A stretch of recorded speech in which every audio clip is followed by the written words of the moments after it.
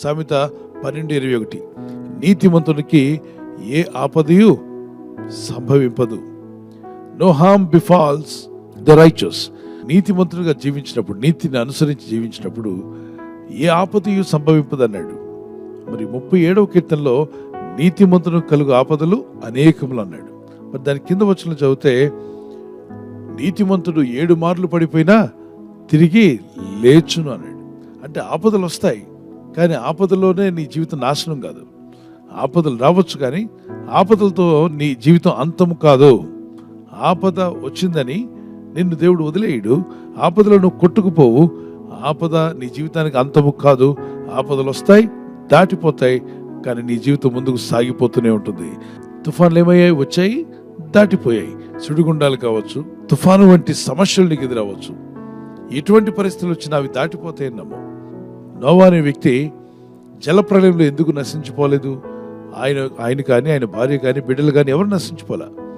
మరి ఆ దినాల్లో జీవిస్తున్నటువంటి మహామహులు, మరి బలవంతులు, ధనవంతులు, అన్నీ ఉన్న వాళ్ళు కూడా జలప్రళయంలో కొట్టుకుపోయారు, జలప్రళయంలో కనబడకుండా పోయారు.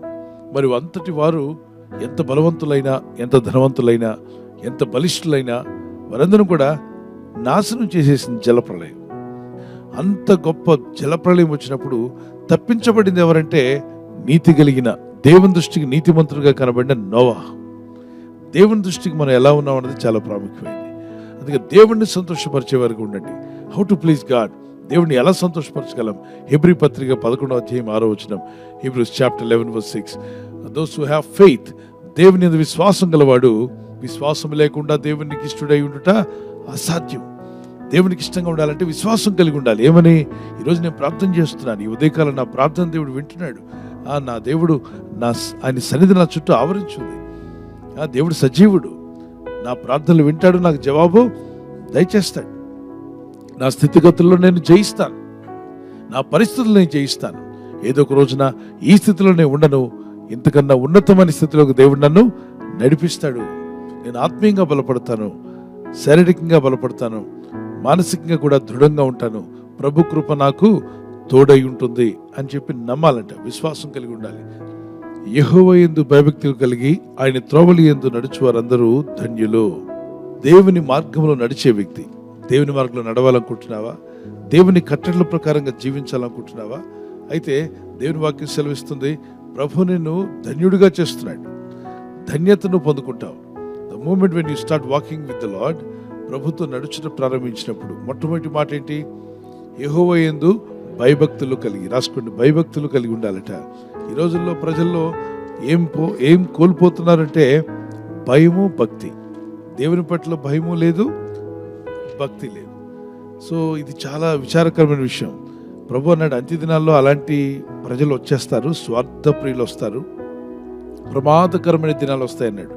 In the last days the peoples mind set will be very dangerous అన్నాడు. 2 Timothy chapter 3 verse 1-5 అని చదివితే అంత్య దినముల్లో అలాంటి భయంకరమైన పరిస్థితులు వస్తాయి. కాబట్టి మీరు అలా ఉండకండి, మీరు మీ కుటుంబాలు ఆ విధంగా జీవించకండి. దానికి విరుద్ధంగా మీరు భక్తి కలిగిన వారుగా ఉండాలి. when you have fear of God, you will be blessed and your generation will be blessed. Your generation still 1000 generation will be blessed. So నీవు దీవించబడతావు, నీ పిల్లలు దీవించబడతారు, నీ పిల్లల పిల్లలు కూడా దీవించబడతారు. ప్రార్థన చేసుకుందాం. గుండె మీద చేపెట్టి, ప్రభువా ఆ నీతి నాకు దయచేయండి. యేసు క్రీస్తు ద్వారా పొందుకునేటువంటి ఆ నీతి, యేసు రక్తం ద్వారా వచ్చేటువంటి నీతి నాకు ధరింప చేయండి ప్రభువా. నీ చిత్తం నేను నెరవేర్చే విధంగా ఉండాలి. నా నీతి కాదు, నా స్వనీతి కాదు, కానీ నీ నీతి నాకు దయచే ప్రభువా. నీతిమంతునికి అనేక ఆపదలు వస్తాయి, కానీ వాటన్నిటిలోని తప్పిస్తా అన్నావు. యోబు జీవితంలో అనేక ఆపదలు వచ్చాయి, వాటన్నిటి నుండి తప్పించావు నాయన. దావీదుకు అనేక ఆపదలు వచ్చాయి, వాటన్నిటి నుండి తప్పించబడ్డాడు. భక్తులందరూ కూడా ఆపదల ద్వారా వెళ్ళినా ఏ ఆపదలో కూడా నశించిపోలేదు. ఆపదలు వారి జీవితాన్ని అంతము చేయలేదు, కానీ ఆపదల్లో వారికి మీరు సాయం చేశారు, తప్పించారు, విడిపించారు.